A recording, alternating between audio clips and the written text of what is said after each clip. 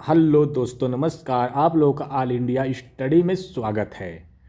तो आज हम पढ़ेंगे टॉपिक नंबर 2, गणित का पेडागोजी सेक्शन। गणित शिक्षण की विधियाँ, टीचिंग मेथड ऑफ मैथमेटिक्स। इसमें टॉप लेवल के 40 एमसीक्यू होंगे। सभी को पूरी व्याख्या के सहित हम बताते हुए चलेंगे आप लोगों को। कहीं जाइएगा मत। और वीडियो अच्छी लगेगी तो आप लोग लाइक और सब्सक्राइब और शेयर जरूर करिएगा, ठीक ना। तो आइए प्रश्न नंबर 1 देखते हैं।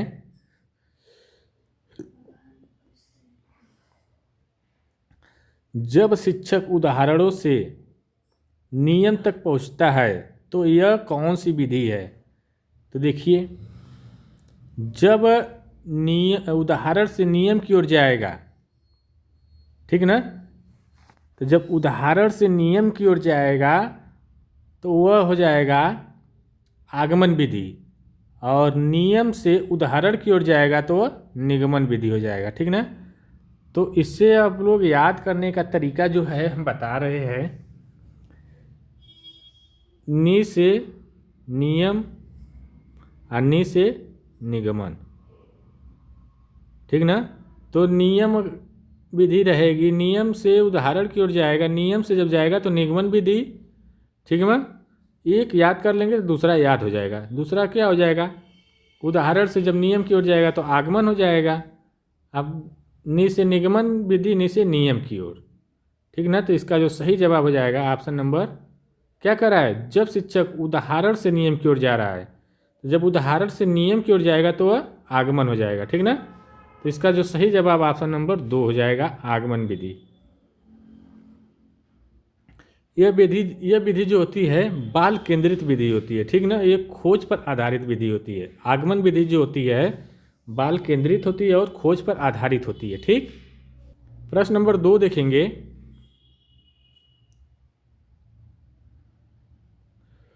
पहले नियम बताकर फिर उदाहरण कराना कौन सी विधि कहलाएगी। देखिए, अगर नियम से उदाहरण की ओर जाएंगे, नियम बता करके उदाहरण को बताएंगे तो वह क्या होगा, नि से नियम, नि से निगमन, तो ये हो जाएगा निगमन विधि, ठीक ना। तो इसका जो सही जवाब हो जाएगा ऑप्शन नंबर 2, सी हो जाएगा इसका दूसरे का, निगमन विधि, ठीक ना। ये जो विधि होती है बाल केंद्रित बहुत कम होती है, ठीक ना। जो आगमन विधि होती है वह बाल केंद्रित होती है। प्रश्न नंबर 3 है, समस्या प्रस्तुत करना, फिर समाधान के चरण, फिर निष्कर्ष, यह किस विधि की विशेषता है। देखिए, पहले क्या होगा, समस्या प्रस्तुत किया जाएगा, फिर उसके बाद समाधान के चरण हो आएगा, उसके बाद निष्कर्ष निकलेगा। तो इसका मतलब यह जो है, इस विधि में सोच, तर्क और विश्लेषण विकसित हो रहा है, ठीक ना। समस्या प्रस्तुत करेंगे तो उसका समाधान खोजेंगे, मतलब सोचेंगे तभी ना समाधान खोजेंगे। जब समाधान निकल जाएगा तब उसके बाद निष्कर्ष निकालेंगे, तब ना उसके बाद उसका समाधान करेंगे। तो इसका जो सही जवाब हो जाएगा समस्या समाधान, ठीक ना। ऑप्शन नंबर दूसरा हो जाएगा, बी वाला। प्रश्न नंबर 3 देखेंगे, प्रश्न नंबर 4 है, गणित शिक्षण में सबसे अधिक बाल केंद्रित विधि कौन सी मानी जाती है। तो देखिए, जो गणित शिक्षण में सबसे अधिक जो बाल केंद्रित विधि होती है, किसको मानते हैं। ऑप्शन नंबर ए, जो व्याख्यान, निगमन, समस्या समाधान और रटन। तो देखिए, जिसमें बच्चा सक्रिय रहता है और स्वयं समाधान खोजता है, ठीक ना। जब स्वयं समाधान खोजेगा, समस्या का समाधान खोजेगा, वही बाल केंद्रित होगी, ठीक ना। तो इस हिसाब से इसमें क्या सही हो जाएगा, ऑप्शन नंबर सी, समस्या समाधान, ठीक। अब अगला क्वेश्चन देखेंगे, प्रश्न नंबर 5 को, यदि शिक्षक समस्या को छोटे छोटे भागों में तोड़कर हल करता है तो यह कौन सी विधि होगी। तो देखिए, जब छोटे छोटे भागों में तोड़कर हल करेगा, जटिल समस्या को छोटे छोटे भागों में विश्लेषण करेगा, हल करेगा, तो इसको हम बोलेंगे विश्लेषण विधि, ठीक ना। छोटे छोटे भागों में विश्लेषित कर करके हल करना। तो इसका जो सही जवाब हो जाएगा ऑप्शन नंबर बी, ठीक। प्रश्न नंबर 6 देखेंगे, छोटे छोटे भागों में जोड़कर पूर्ण पूर्ण समाधान तक पहुंचना किस विधि का लक्षण है, ठीक ना। कह रहा है कि छोटे छोटे भाग को जोड़कर पूर्ण समाधान विधि तक पहुंचना किस विधि का लक्षण है। जैसे कोई वस्तु है वह छोटे छोटे भागों में टूट गई है, उसको हम जोड़ करके फिर पूरा उसको बना ले तो ये किस विधि का लक्षण होगा। तो देखिए ये जो होगा संश्लेषण विधि हो जाएगा, ठीक ना। तो इसका जो सही जवाब हो जाएगा संश्लेषण विधि में क्या होता है, भागों से पूर्णता की ओर जोड़ना, ठीक ना। पूर्णता की ओर बढ़ना मतलब पूर्ण बढ़ना ही, बढ़ते रहना, ठीक ना। प्रश्न नंबर 7 है एनसीएफ के अनुसार गणित शिक्षण में किस विधि को प्राथमिकता दी गई है। तो देखिए ऑप्शन नंबर है व्याख्यान को, दूसरा है बी है रटंत, तीसरा है गतिविधि आधारित और चौथा है निगमन। तो देखिए जो एनसीएफ 2005 में जो ये बताया गया है कि करके सीखना, ठीक ना, लर्निंग बाय डूइंग, करने पर जोर देना, ठीक ना। अगर जितना बच्चा करके सीखेगा उसको उतना ही अधिगम क्या होगा, अस्थाई होगा। तो इस हिसाब से इसका जो सही जवाब हो जाएगा गतिविधि आधारित, ठीक ना। ऑप्शन नंबर 3 सही हो जाएगा, सी सही हो जाएगा। अब प्रश्न नंबर 8 हम लोग देखेंगे। यदि शिक्षक चार्ट मॉडल खेल और गतिविधियों से पढ़ाता है तो वह कौन सी विधि अपना रहा है। ऑप्शन नंबर ए व्याख्यान, दूसरा है गतिविधि आधारित, तीसरा है निगमन, चौथा अभ्यास। तो कह रहा है कि अगर शिक्षक जो है चार्ट के माध्यम से, खेल के माध्यम से और गतिविधियों से पढ़ा रहा है तो इसका मतलब हो गया कि वह रुचिकर और अस्थाई कर रहा है ना। गतिविधि से जो सीख आ जाएगा वह ज्ञान वह अस्थाई होता है, ठीक ना। तो इसका मतलब एक गतिविधि आधारित शिक्षण हो जाएगा, ठीक ना। ऑप्शन नंबर बी हो जाएगा। प्रश्न नंबर 9 देखेंगे। गणित में व्याख्यान विधि की सबसे बड़ी सीमा क्या है। तो देखिए समय अधिक लगता है, बाल केंद्रित नहीं होता, सी है महंगी होती और डी कठिन होती। न कठिन होती न महंगी होती, ठीक ना, न समय अधिक लगता है। यह जो व्याख्यान विधि जो होती है यह निष्क्रिय होती है, ठीक ना, बाल केंद्रित नहीं होती है। तो इसका जो सही जवाब हो जाएगा बाल केंद्रित नहीं होती है। इसमें जो व्याख्यान विधि में क्या होता है कि शिक्षक जो होता है सक्रिय रहता है लेकिन छात्र निष्क्रिय होने लगता है, ठीक ना। प्रश्न नंबर 10 देखेंगे। सीटेट के अनुसार गणित शिक्षण के लिए सबसे उपयुक्त तरीका कौन सा है। ऑप्शन नंबर 1 केवल निगमन, केवल आगमन, विधियों का मिश्रण, केवल व्याख्यान। देखिए जब केवल आ गया तो बिना सोचे समझे इसको नकारात्मक होता है, इसको उड़ा दीजिए। तो बचेगा का विधियों का मिश्रण। इसका जो सही आंसर हो जाएगा विधियों का मिश्रण। इसका मतलब होता है परिस्थिति, विषय और स्तर के अनुसार विधियों का संतुलित प्रयोग सर्वोत्तम माना जाता है, ठीक ना। अगला देखेंगे क्वेश्चन। देखिए प्रश्न नंबर 11 देखेंगे हम लोग। यदि शिक्षक बच्चों को स्वयं उदाहरण खोजने के लिए प्रेरित करता है और बाद में नियम तक पहुंचाता है तो यह कौन सी विधि होगी। देखिए जब पहले उदाहरण खोजा जाएगा फिर उसके बाद नियम तक पहुंचेगा तो ये जो विधि क्या कहलाएगी, आगमन विधि, ठीक ना। अभी हम बताए हैं, पहले ही क्वेश्चन में आया था। देखिए आगमन विधि में क्या होता है, सीखने की जो शुरुआत होती है ठोस उदाहरणों से होती है, ठीक ना, जिसके आधार पर क्या होता है अवधारणा अस्थाई बनती है। अब देखेंगे प्रश्न नंबर 12। निगमन विधि का सबसे बड़ा लाभ क्या है। तो देखिए जो निगमन विधि का जो सबसे बड़ा लाभ क्या होता है, इसमें क्या होता है कि ये तो बाल केंद्रित होती नहीं है, ये खोज आधारित भी नहीं होती है, ये रचनात्मक भी नहीं होती है, ये समय की बचत करता है, ठीक ना। निगमन विधि ऑप्शन नंबर 3 हो जाएगा। अगर नियम मालूम रहेगा तो तुरंत हल कर लेंगे ना। अगर किसी बच्चे को गणित लगाना है, अगर उसका नियम मालूम है तो खोजने की आवश्यकता नहीं पड़ेगी, उसी नियम पर रख देगा वह आ जाएगा, ठीक ना। तो अब प्रश्न नंबर हम 14 पढ़ेंगे।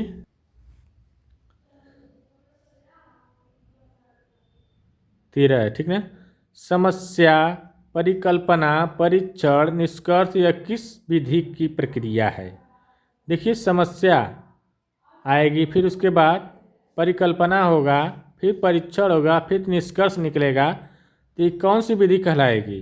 तो ये जो कहलाएगी समस्या समाधान विधि होगी, ठीक ना। इसका जो सही जवाब हो जाएगा ऑप्शन नंबर बी, समस्या समाधान। अब प्रश्न नंबर 14 देखेंगे। किस विधि में शिक्षक मार्गदर्शक और विद्यार्थी सक्रिय होता है? देखिए, व्याख्यान, निगमन, समस्या समाधान और रटन। तो देखिए, जो शिक्षक मार्गदर्शक होता है और विद्यार्थी सक्रिय होता है, तो केवल एक ही विधि होती है, ठीक ना। उस विधि है समस्या समाधान विधि, ठीक ना। उसमें समस्या का समाधान शिक्षक सिर्फ मार्गदर्शक देगा और शिक्षक छात्र जो है करेगा, तो सक्रिय होगा तभी करेगा ना। इसका जो सही जवाब हो जाएगा ऑप्शन नंबर सी, ठीक। अब प्रश्न नंबर 15 देखेंगे। यदि शिक्षक पहले समस्या का विश्लेषण करता है और अंत में पूर्ण समाधान तक पहुंचता है, तो यह कौन सी विधि होगी? कह रहा है कि यदि शिक्षक पहले संख्या का विश्लेषण करेगा, फिर अंत में क्या होगा, समाधान तक पहुंच जाएगा। मतलब विश्लेषण में क्या होता है, समस्या को भागों में तोड़ा जाता है, ठीक ना। विश्लेषण में क्या होता है, समस्या को छोटे छोटे भागों में तोड़ करके उसको समाधान कर लेगा पूर्ण रूप से, तो विश्लेषण विधि कहलाता है, ठीक ना। तो ऑप्शन नंबर सी हो जाएगा विश्लेषण विधि। अब प्रश्न नंबर हम लोग देखेंगे 16। गणित में विश्लेषण विधि का सही क्रम क्या है? तो ऑप्शन नंबर ए है पूर्ण से भाग, बी है भाग से पूर्ण, सी है नियम से उदाहरण, डी है उदाहरण से नियम। तो जो गणित में जो विश्लेषण विधि होता है तो भाग से पूर्ण होता है, ठीक ना। विश्लेषण में क्या होता है कि छोटे छोटे भागों को क्या किया जाता है, जोड़कर, सॉरी विश्लेषण में संश्लेषण है, ठीक ना। विश्लेषण में तो छोटे छोटे भागों को में तोड़ करके हल किया जाता है, विश्लेषण विधि है ना। तो विश्लेषण में क्या, संश्लेषण जो है, संश्लेषण में क्या होता है, छोटे छोटे भागों को जोड़ करके किया जाता है, ठीक ना। संश्लेषण में तोड़ करके, याद रखो, संश्लेषण में विश्लेषण में तोड़ करके और संश्लेषण में जोड़ करके, ठीक ना, ये याद रखना। तो इसका जो सही आंसर हो जाएगा भाग से पूर्ण की ओर, ठीक ना। ऑप्शन नंबर बी करेक्ट हो जाएगा। प्रश्न नंबर 17 देखेंगे। एनसीएफ 2005 और 2023 के अनुसार गणित शिक्षण में किस पर सर्वाधिक बल दिया गया? ऑप्शन नंबर ए रटंत अभ्यास, बी है व्याख्यान, सी है गतिविधि एवं खोज आधारित शिक्षण और डी है केवल पाठ्यपुस्तक। तो देखिए, जो एनसीएफ 2005 और 2023 में जो आया है उसमें जो है गतिविधि और खोज आधारित शिक्षण पर बल दिया गया है, ठीक ना। तो इसका जो सही जवाब हो जाएगा ऑप्शन नंबर सी हो जाएगा। प्रश्न नंबर 18 देखेंगे। यदि शिक्षक गणित पढ़ाते समय खेल, पहेली और मॉडल का उपयोग करता है तो यह किस विधि को अपनाता है? ऑप्शन नंबर ए व्याख्यान, बी है निगमन, सी है गतिविधि आधारित और डी है अभ्यास। तो कह रहा है कि यदि शिक्षक गणित पढ़ाते समय खेल, पहेली का मॉडल को अपना रहा है तो इसका मतलब क्या होगा, गतिविधि आधारित होगा, क्योंकि बच्चों में रुचि बढ़ाने की प्रयास कर रहा है और भय को कम करने का प्रयास कर रहा है शिक्षक, तो इसलिए यह गतिविधि आधारित हो जाएगा। Option number C. देखिए, वीडियो अच्छी लग रही है तो चैनल को लाइक कर दीजिए, शेयर कर दीजिए और अपने दोस्तों में ज़रूर भेजिए शेयर करके, और सब्सक्राइब जरूर करिए, सब्सक्राइब करना न भूलिए, क्योंकि जो हम अब डेली शाम को 6 बजे गणित का मैं पैडागोजी सेक्शन का प्रैक्टिस सेट टॉपिक वाइज हम लेकर आ रहे हैं। उसके बाद जैसे टॉपिक ख़त्म होगी हम पूरा गणित का पैडागोजी सेक्शन का जितने क्वेश्चन होते हैं प्रैक्टिस सेट उसको लाएंगे, ठीक ना। प्रश्न नंबर 19 है, कौन सी विधि बाल केंद्रित नहीं मानी जाती। तो देखिए, अब ऑप्शन नंबर 1 है समस्या समाधान, बी है गतिविधि आधारित और सी है आगमन और डी है व्याख्यान।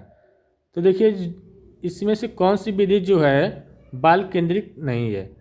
तो हम बताए थे कि जो व्याख्यान विधि हो है वह शिक्षक सक्रिय होता है लेकिन छात्र क्या होता है, निष्क्रिय होता है। तो इस हिसाब से इसका जो सही आंसर हो जाएगा, व्याख्यान विधि जो है शिक्षक आधारित नहीं होती है, ठीक ना।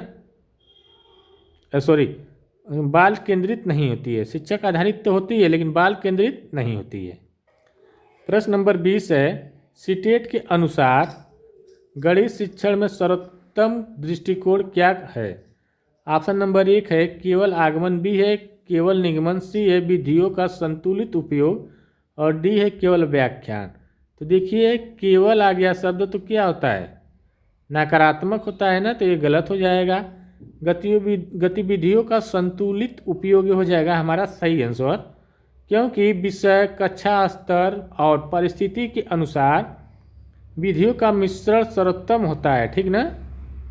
तो इसका जो सही जवाब ऑप्शन नंबर सी। प्रश्न नंबर 21 है, यदि शिक्षक गणित पढ़ाते समय पहले छात्रों की पूर्व ज्ञान की जांच करता है और फिर उसी आधार पर गतिविधि कराता है तो यह किस विधि या दृष्टिकोण को दर्शाता है। तो ऑप्शन नंबर है व्याख्यान को, बी है निगमन को, सी है संरचनावादी और डी है अभ्यास।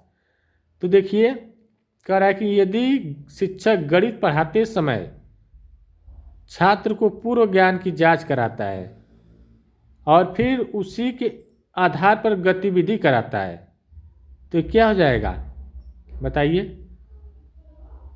तो ये जो हो जाएगा संरचनावादी सिद्धांत हो जाएगा। देखिए, क्वेश्चन बहुत बेहतर है, ऑप्शन नंबर सी हो जाएगा, क्योंकि जब क्या होता है नया ज्ञान पूर्व ज्ञान पर आधारित होता है तो संरचनावादी होता है, ठीक ना।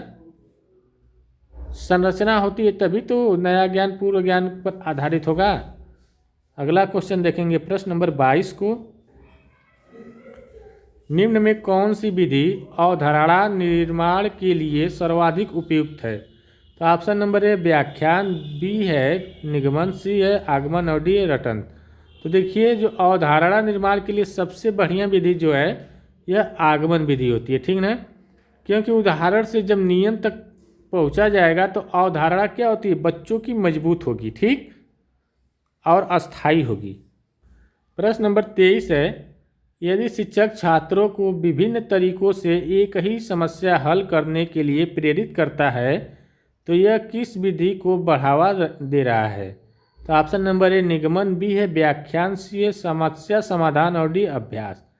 कह रहा है कि यदि शिक्षक छात्रों के विभिन्न तरीकों से एक ही समस्या हल करने के लिए प्रेरित कर रहा है तो क्या होगा, जब समस्या आ गया तो इसका मतलब है कि समस्या समाधान होगा, ठीक ना। तो इसका जो सही जवाब हो जाएगा समस्या समाधान।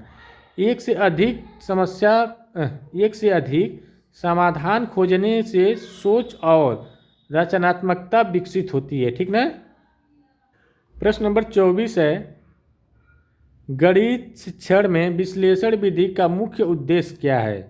तो ऑप्शन नंबर ए नियम बताना, बी है गति बढ़ाना, सी है समस्या को भागों में समझाना और डी है सूत्र रटवाना। तो देखिए, गणित में जो शिक्षण से विश्लेषण विधि को हम क्या कहेंगे, समस्या को भागों को समझाना, ठीक ना। यह समस्या को जो भागों में छोटे छोटे भागों में करके उसको समझाएंगे तो विश्लेषण विधि हो जाएगा। अभी हम बताए हैं विश्लेषण का मतलब होता है छोटे छोटे भागों में तोड़ करके उसको हल करना, और संश्लेषण का मतलब होता है छोटे छोटे भागों को पूर्ण करना, ठीक ना। देखिए, लाइक शेयर सब्सक्राइब जरूर करते हुए चलिए आप लोग, वीडियो अच्छी लग रही हो तो। अब प्रश्न नंबर 25 देखेंगे, निम्न में से कौन सा युग्म सही मेल दर्शाता है। तो देखिए, आगमन विधि जो होता है नियम से उदाहरण की ओर, ये भाई आगमन में क्या होता है, गलत है, ठीक ना। आगमन विधि जो होता है उदाहरण से नियम की ओर होता है तो ये गलत हो गया। निगमन क्या होता है, उदाहरण से नियम की ओर, ये भी क्या हो गया, गलत हो गया, क्योंकि जो निगमन होता है नियम से उदाहरण की ओर होता है। विश्लेषण जो होता है भाग से पूर्ण, ठीक ना। तो अभी हम बताए विश्लेषण क्या होता है, छोटे छोटे भागों को तोड़ करके पूर्ण किया जाता है। और संश्लेषण जो होता है, संश्लेषण क्या होता है, छोटे छोटे भागों को जोड़ करके पूरा किया जाता है। तो इसका जो सही आंसर क्या हो जाएगा, छोटे छोटे भागों को तोड़ के जोड़ करके पूरा करना संश्लेषण विधि कहलाता है। और विश्लेषण विधि में बड़े भाग को क्या किया जाता है, छोटे छोटे भागों में करके उसको हल करना समस्या को, वह विश्लेषण विधि कहलाता है, ठीक ना। अब प्रश्न नंबर हम लोग देखेंगे 26। एनसीएफ के अनुसार गणित कक्षा में शिक्षक की भूमिका क्या होनी चाहिए। तो ऑप्शन नंबर देखिए, ज्ञान एकमात्र स्रोत है, बी परीक्षक, सी मार्गदर्शक सहायक अनुशासक। तो देखिए एनसीएफ के अनुसार जो शिक्षक की भूमिका होनी चाहिए और मार्गदर्शक और सहायक होनी चाहिए, जिससे क्या होता है बच्चों को सुविधा हो सके, ठीक ना।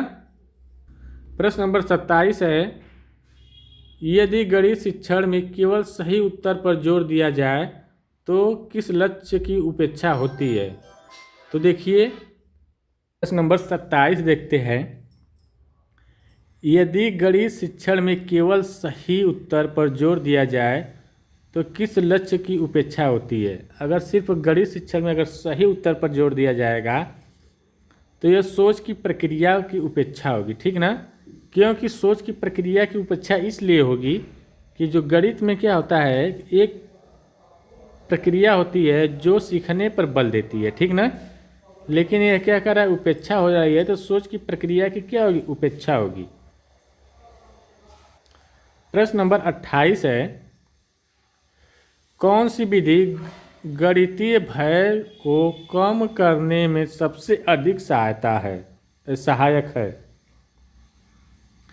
तो देखिए जो गणित के भय को कम करने के लिए बच्चे खेल विधि, ठीक ना, रुचि लेंगे खेल विधि में, खेल कूद में, गतिविधियों में रुचि जब लेंगे तो उससे क्या होगा, बच्चे का डर खत्म होगा। तो इस हिसाब से ऑप्शन नंबर सी करेक्ट हो जाएगा। अब प्रश्न नंबर हम लोग 29 देखेंगे, यदि शिक्षक गणित को जीवन परक उदाहरणों से जोड़ता है तो यह किस उद्देश्य या विधि से संबंधित है, ठीक ना। तो देखिए जब जीवन से जोड़ेगा उदाहरण को तो यह उपयोगितावादी हो जाएगा, ठीक ना। ऑप्शन नंबर बी करेक्ट हो जाएगा। गणित को दैनिक जीवन से जोड़ना क्या कहलाता है, उपयोगितावादी दृष्टिकोण को दर्शाता है, ठीक।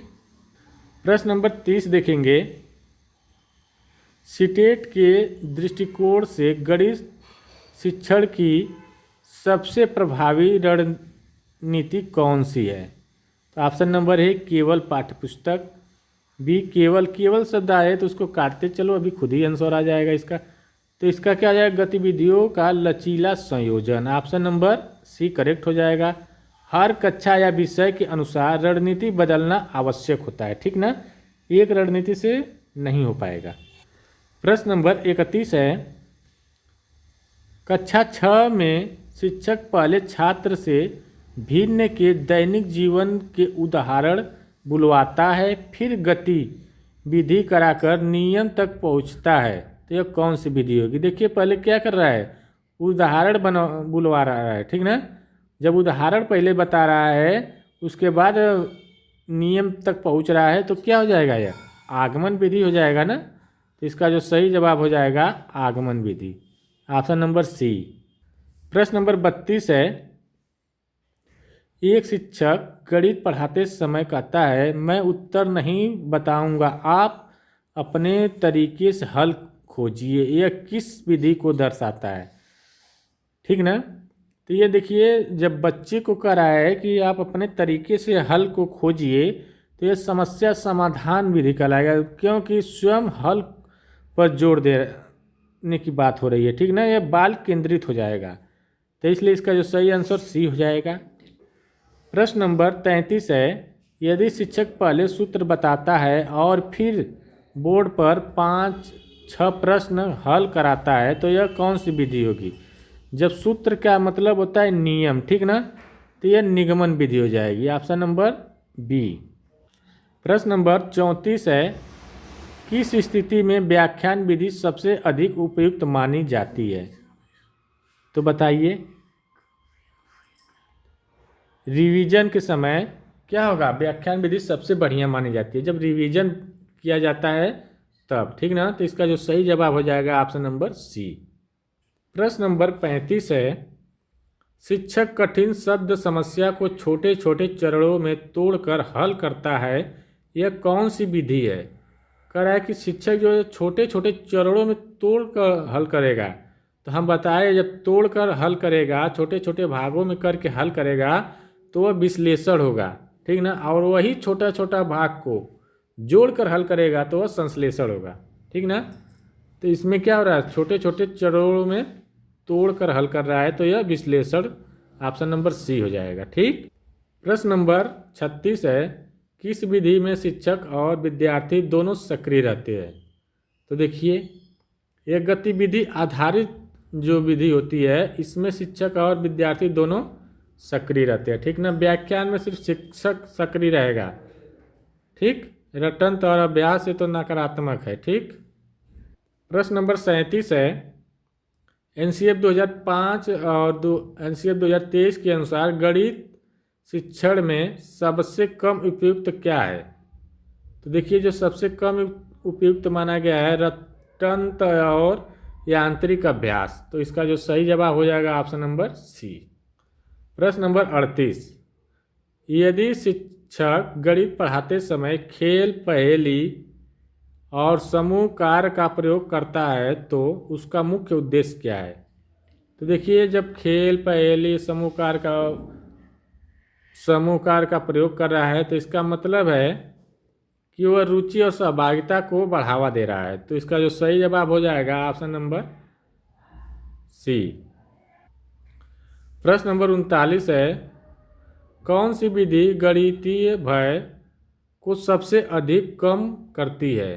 तो देखिए, जो गणित में जो डर होती है उसको जो कम करती है वह गतिविधि आधारित जो शिक्षण होता है वही, ठीक ना।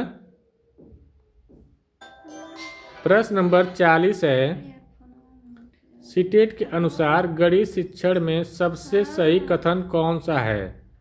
ऑप्शन नंबर 1 है, एक ही। देखिए, गणित शिक्षण में सबसे सही कथन कौन है? तो ये जो हो जाएगा, स्थिति अनुसार विधियों का चयन होना चाहिए। तो ऑप्शन नंबर सी करेक्ट हो जाएगा। देखिए, वीडियो अच्छी लग रही है चैनल को लाइक शेयर सब्सक्राइब कर दीजिए। अब हम कल मिलते हैं, तब तक के लिए नमस्कार। 6 बजे मिलेंगे।